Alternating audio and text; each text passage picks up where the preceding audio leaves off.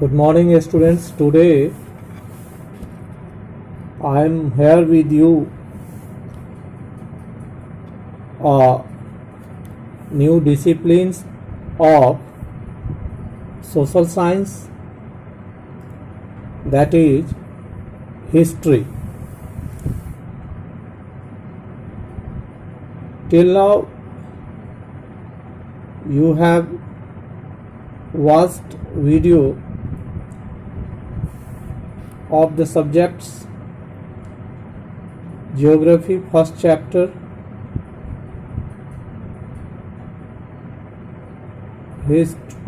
then economics first chapter,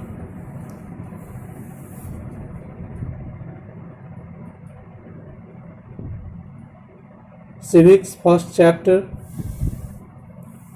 and now I am going to start first chapter of history, that is the rise of nationalism in Europe.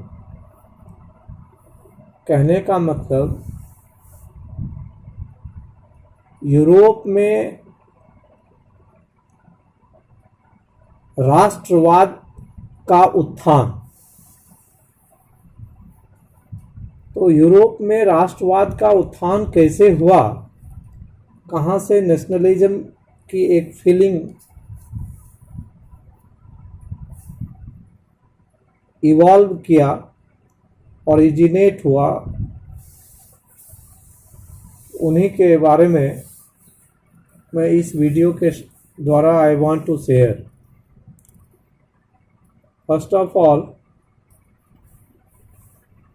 let us know what is nationalism. Children, nationalism is defined as the advocacy of or support for the political independence of particular nation.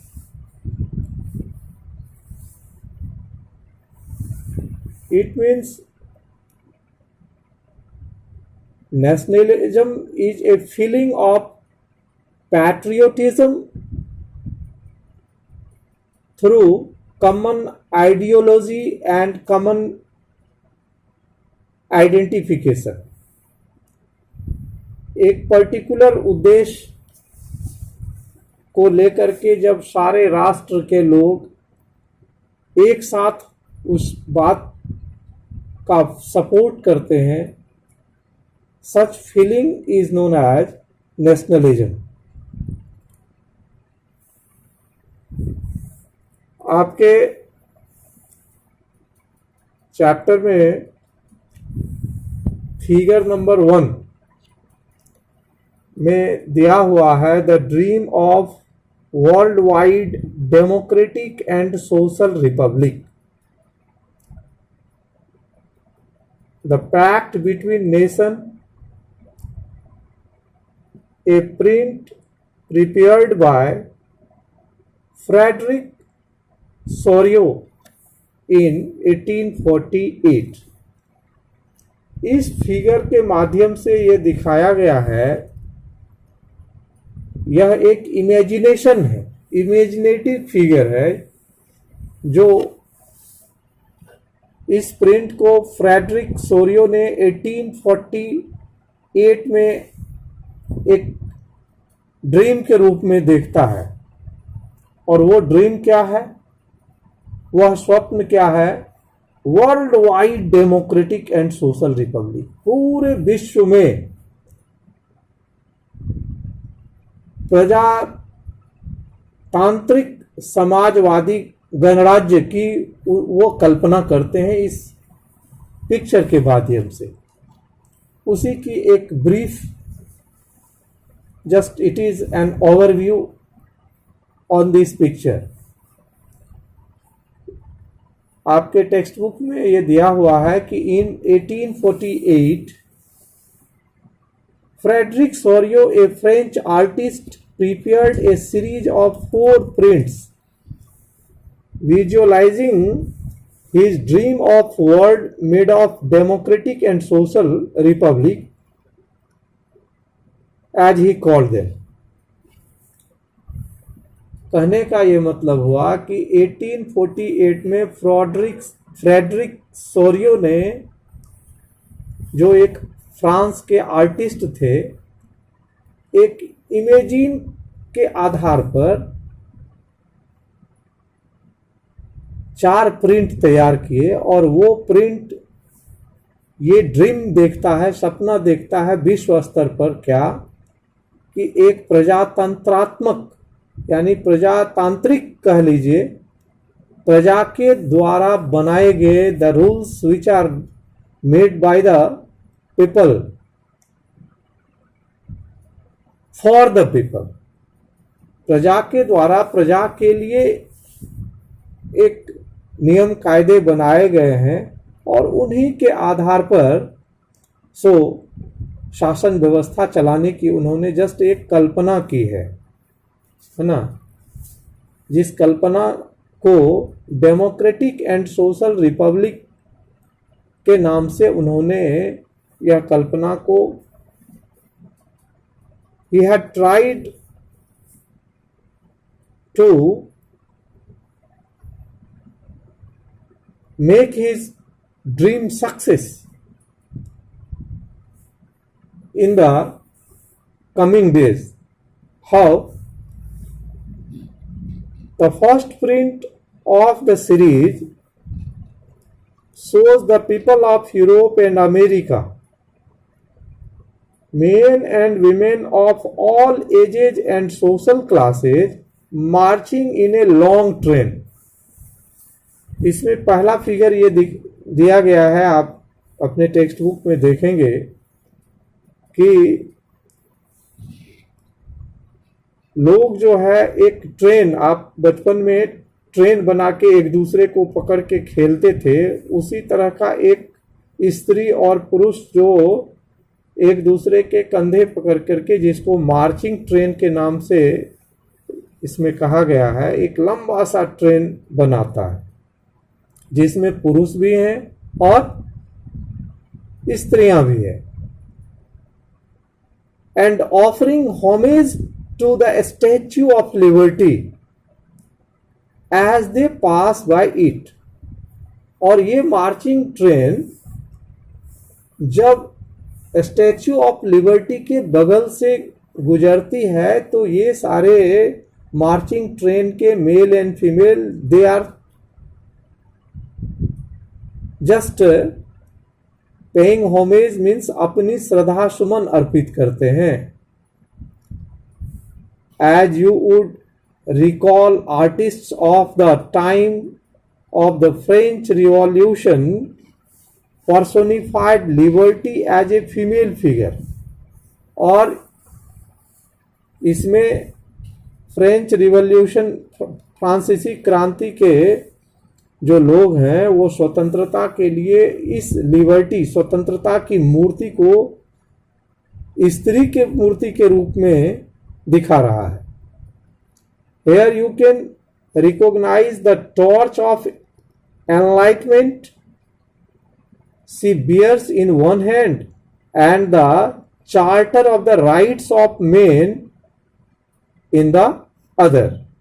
ये statue of Liberty के एक हाथ में torch है जो व्यक्ति को एक ज्ञान की ज्योति प्रकाश प्रदान करता है, और दूसरे हाथ में चार्टर ऑफ राइट्स, कानून का एक संग्रह किया हुआ किताब है जिसको चार्टर ऑफ राइट्स कहते हैं, वो पुरुष के लिए अधिकार प्रदान करता है, वो एक हाथ में है। On the earth in the foreground of the image lie the settled remains of the symbols of absolutist।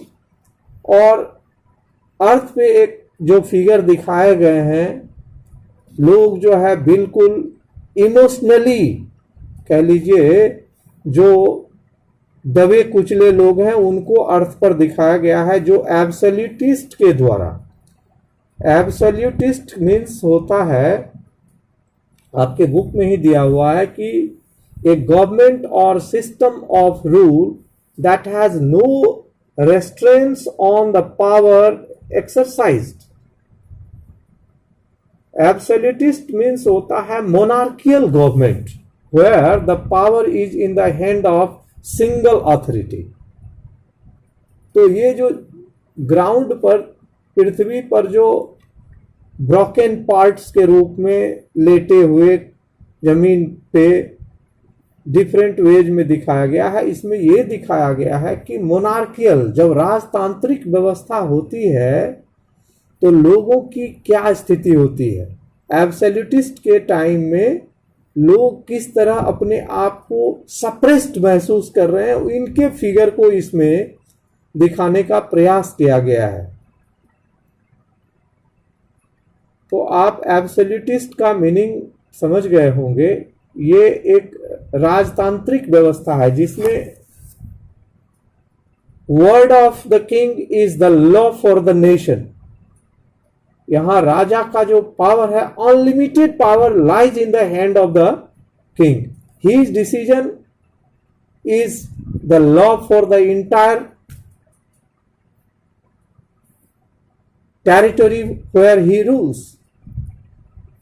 तो ये एक दुखद सीन को दिखाता है।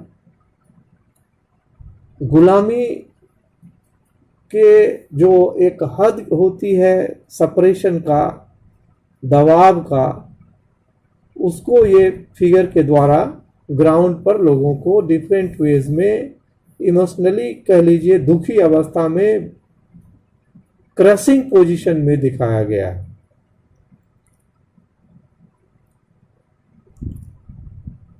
In Sorrieu's utopian vision, Sorrieu ने एक अपना एक दूरदर्शी एक संकल्पना किया है। The people of the world are grouped as distinct Nations.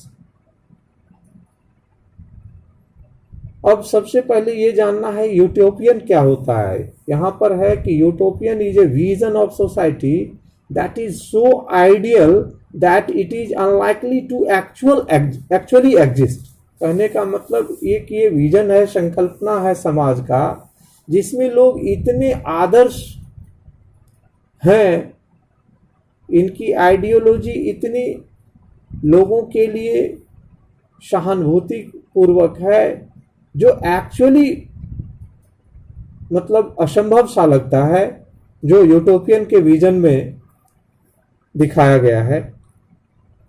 यही यूटोपियन विजन जो है अपने आप में एक डेमोक्रेटिक विजन को रिफ्लेक्ट करता है कि the people of the world are grouped as distinct nations, अलग अलग राष्ट्र में बटे हुए हैं, और इस फिगर में अलग अलग राष्ट्र के फ्लैग्स दिए हुए हैं, उनके नेशनल ड्रेस अलग हैं, पहनावे ओढ़ावे पोशाक उनके अलग अलग हैं, वो भी दिखाया है। Leading the procession way past the statue of liberty,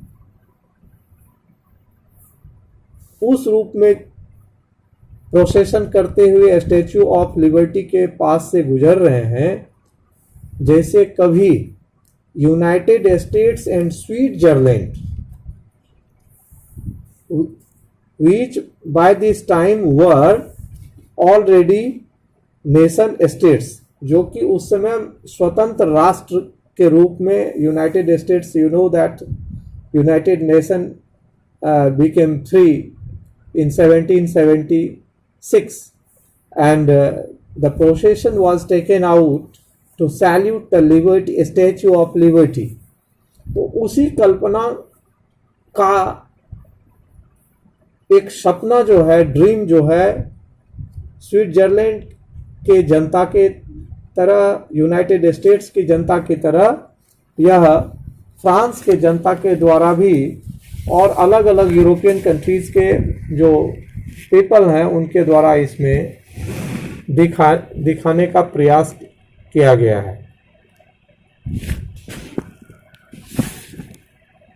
इसमें फिगर में यह भी दिखाया गया है कि जो अलग अलग देश के लोग हैं वो अपना कैसे क्रांतिकारी लड़ाई के द्वारा तिरंगा लेकर के, हाँ, आज़ादी के खुशी को दिखाने के लिए स्टैचू के पास पहुंचते हैं। She is followed by the people of Germany. बाद में जो है इसको देख करके जर्मनी के लोग उसको फॉलो करते हैं, आज़ादी की गुणगान करते हुए। Wearing the black, red and gold flag. German के लोग इस तरह ब्लैक, रेड और गोल्ड फ्लैग के साथ उस स्टैचू की तरफ मार्च करते हैं। Interestingly, at the time when Sorio created this image, the German people did not yet exist as a united nation.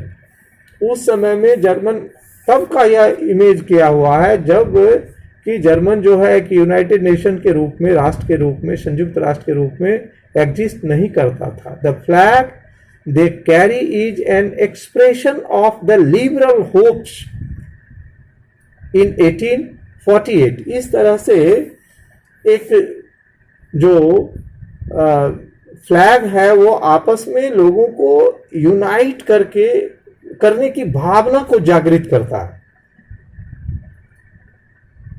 और यह 1848 में एक कलेक्टिव यूनिटी लाने का प्रयास करता है।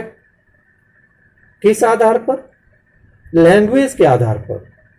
Numerous German speaking people principalities into a nation, a state, under a democratic constitution।